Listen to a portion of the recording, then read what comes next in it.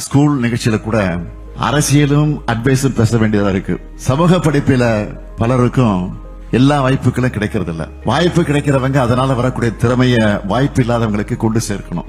இதுதான் புனித மேரி யூப்ரேசி அவர் போன்றவர்கள் ஆற்றின தொண்டு. இன்னைக்கு நம்ம பள்ளியில படிக்கிற நீங்க அடுத்து பட்டப்படிப்பு ஆராய்ச்சி படிப்புன்னு படிச்சு முன்னேறணும். இன்னைக்கு சயின்ஸ் எவ்வளவோ வளர்ந்துருச்சு.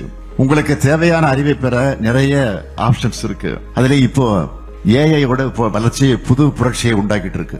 அதுக்காக எல்லாத்துக்கும் ஏஐ இருக்கு, நாம எதுக்குன்னு படிக்கணும்னு நினைச்சிடாதீங்க.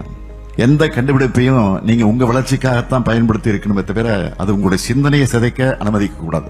அதே போல உங்க ரோல் மாடலை இன்ஸ்டாகிராம்ல தேடாதீங்க. பொழுதுபோக்கு வாழ்க்கையின் ஒரு அங்கம் தான், அதுவே வாழ்க்கை இல்ல. சுருக்கமா சொல்லணும்னா நீங்க ரீல்ஸ்ல பார்க்கறதெல்லாம் ரியாலிட்டின்னு நம்பிடாதீங்க. லைக்ஸ் வியூஸ்ல கெத்து இல்ல, மார்க்ஸ் டிகிரிஸ்ல தான் உண்மையான கெத்து இருக்கு.